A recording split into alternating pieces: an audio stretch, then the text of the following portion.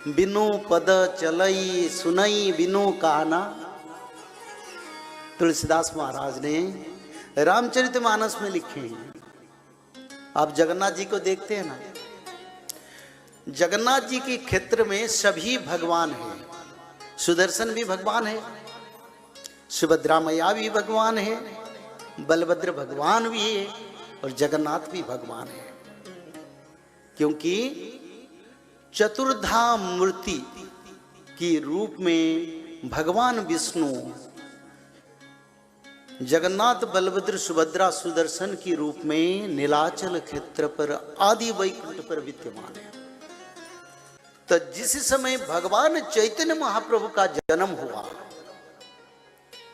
फिर नित्य पंच सखाओं ने भी उड़ीसा की पवित्र पावन जगन्नाथ क्षेत्र के बड़ी करीब वो भी जन्म हुए थे। इसको नित्य पंच सखाओं ने अपने शास्त्रों में लिखे हैं। बोले जगन्नाथ की आज्ञा पर, निराकार विष्णु के आज्ञा पर हम उड़ीसा के पावन धरती पर जन्म हुए हैं और चैतन्य भगवान का पंच सखा बने। एक दिन चैतन्य महाप्रभु उन पंच सखा को बुलाए। बोले तुम गुप्त भविष्य पुराण का रचना करो और जब कलियुग की 5000 वर्ष बीत जाएगा तब उसका प्रचार होगा और उसी का प्रचार होगा भक्तों का रक्षा के लिए। भक्तों कैसे रक्षा होंगे? पाप जो करते हैं तो उनका बात हमारा विचारधारा में नहीं है। स्वकर्म सूत्राई ग्रथिताई लोका।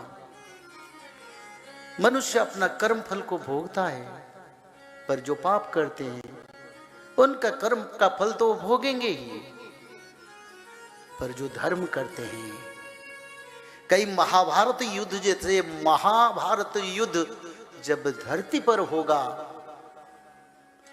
वो भक्त की ऊपर कहीं कुछ ना हुए, तो इसी कारण इस शास्त्र को रचना करो। तो इसी कारण ये भविष्य शास्त्र रचना हुआ और युग परिवर्तन अंत समय, इसी समय कलियुग को 5125 साल से ज्यादा हो गए और इसी समय मीनसन भी आ गया। कल म्यांमार में भूकंप हुआ था 7.7 में, और मीनसनी आने से पहले रेगुलर भूकंप होता है कहीं ना कहीं। ये क्यों होता है? कारण क्या है? ये लिखा है जगन्नाथ संस्कृति में।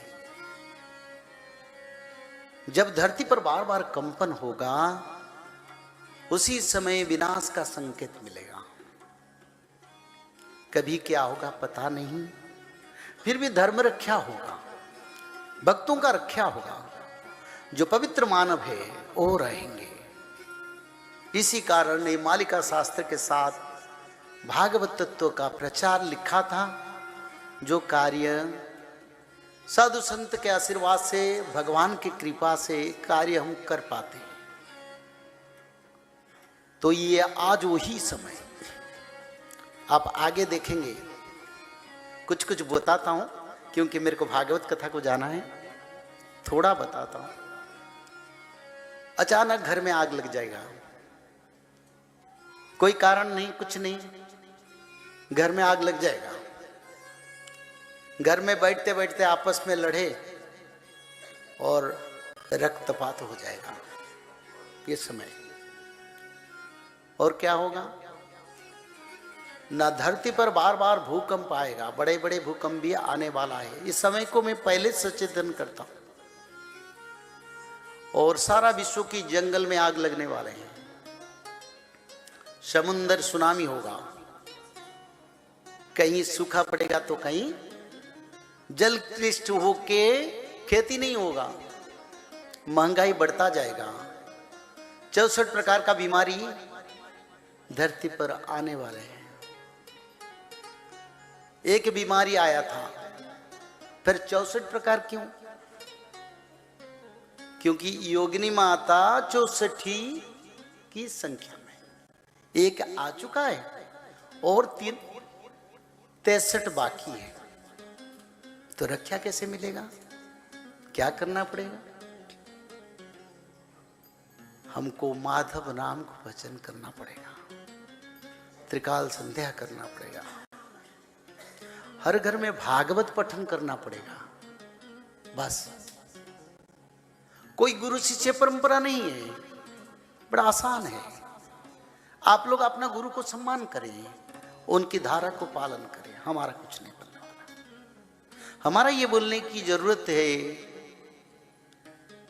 देवता भगवान जो नियम किए हैं उसी नियम को आपको बांटना है। तो जो लोग त्रिकाल संध्या करेंगे, भागवत जी पठन करेंगे और माधव नाम भजन करेंगे, वही लोग सत्य युग को जाने के लिए लायक बनेंगे। उसके लिए एक लाइफ टाइम 10 साल का समय है, और अभी से शुरू करेंगे तो आने वाले समय में हमको रक्षा मिलेगा। अच्युतानंद जी ने इसको लिखे थे, भगवान कृष्ण की चरण में शरण जाके त्रिकाल संध्या और भागवत पठन माधव नाम भजन करने वाले मनुष्य के घर में चोर नहीं घुसेगा। चोर किसको कहते हैं? ये कली के प्रभाव से जो विनाश होने आएगा, और बड़ा विनाशकारी समय आएगा। कौन बचेंगे? जो लोग त्रिकाल संध्या करेंगे, जो लोग माधव नाम भजन करेंगे, जो लोग भगवत महापुराण, श्रीमद् भागवत महापुराण, में भगवत गीता का बात नहीं कर रहा हूं, मैं श्रीमद् भागवत महापुराण का बात कर रहा हूं। लोग जानने लगे हैं, आगे भारत जानेगा, विश्व जानेगा, और भक्त लोग रह जाएंगे, पापियों का विनाश हो जाएगा। तो इसलिए आप लोगों को त्रिकाल संध्या करना पड़ेगा। ब्राह्मण मुहूर्त पर उठ के त्रिकाल संध्या, मध्याह्न संध्या, सायं संध्या, 3 संध्या करना पड़ेगा। और 3 संध्या के साथ साथ भागवत जी महापुराण को ब्राह्मण मुहूर्त से रात 12 तक किसी समय एक अध्याय पढ़ना पड़ेगा, और निरंतर माधव नाम को भजन करना पड़ेगा। और माधव नाम भजन करने से क्या होगा? माधव नाम भजन करने से भगवान आदि विष्णु सनातन कल की भगवान का कृपा आपके ऊपर रहेगा। जब यहाँ गोलियां बरसेगा, मिसाइल बरसेगा, पंचवत का प्रलय होगा, तब माधव नाम भज के भक्त लोग रक्षा हो जाएंगे। उनके ऊपर गोलियां लगेगा नहीं, ये लिखा है।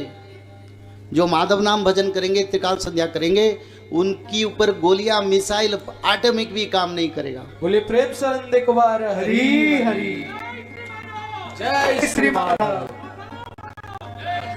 जय श्री माधव। जल प्रलय, महामारी और भूकंप, अग्नि प्रलय, वर्ल्ड वार 3 और महाविनाश, ये तो एक दिन होना ही है। लेकिन इस सब से आप बच कैसे सकते हैं? सबसे पहले नॉनवेज खाना छोड़ दीजिए, अंडा भी नहीं खाना है, और किसी भी तरह का नशा मत करिए, और गलत काम मत कीजिए, और सत्य, प्रेम, दया, क्षमा और शांति का आचरण कीजिए। और 3 चीज कीजिए। उसमें से सबसे पहला है त्रिकाल संध्या यानी त्रिसंध्या। उसको दिन में 3 बार करते हैं। जैसे सुबह में करते हैं ब्रह्म मुहूर्त में, सुबह 4 बजे से लेकर के 6 बजे के बीच में आप कभी भी कर सकते हैं। लेकिन आपको समय नहीं मिला तो समय आप आगे पीछे कर सकते हैं, आधा घंटा 1 घंटा पीछे कर सकते हैं। दोपहर में 11:30 बजे से लेकर के दिन का 1 बजे तक कर सकते हैं। उसके बीच में शाम को 5 बजे से लेकर के 6:30 बजे तक कर सकते हैं। दिन भर में 1 बार नहा के त्रिकाल संध्या जरूर करें। बाकी समय आप हाथ पैर मुंह धोकर भी कर सकते हैं, और 3 बार आप श्री गंगे बोल करके स्टार्ट कर सकते हैं। जो दूसरा उपाय है वो है श्रीमद् भागवत महापुराण पठन। दिन में 1 अध्याय जरूर पढ़ें। दिन भर में 1 अध्याय जरूर पढ़ें। वो भी ना हो सके तो 1 पन्ना तो जरूर पढ़ें। अगर उतना भी समय नहीं है तो 1 श्लोक जरूर पढ़ें। तीसरा उपाय, माधव नाम का जप करें, निरंतर करें, कोई भी काम करते हुए करें, हमेशा माधव नाम का जप करें। त्रिसंध्या का पीडीएफ, श्रीमद् भागवत महापुराण का पीडीएफ और भविष्य मल्लिका का फ्री ई बुक भविष्य मल्लिका पुराण, ये सब आपको डिस्क्रिप्शन बॉक्स में मिल जाएगा। भविष्य मल्लिका के बारे में अधिक जानकारी के लिए आप भविष्य मल्लिका के वेबसाइट पर संपर्क कर सकते हैं, bhavishyamalika.com। और अधिक जानकारी के लिए भी कल्कि अवतार ऑफिशियल चैनल को देख सकते हैं, जहां पर मल्लिका के बारे में खुलकर बातें रखी गई है, जहां पर आप लगभग 1000 जितना वीडियो आपको देखने को मिल जाएगा। और भी आपको अधिक जानकारी जानना है त्रिसंध्या के बारे में और कोई आपको सवाल है तो नीचे दिए गए नंबरों पर आप संपर्क कर सकते हैं।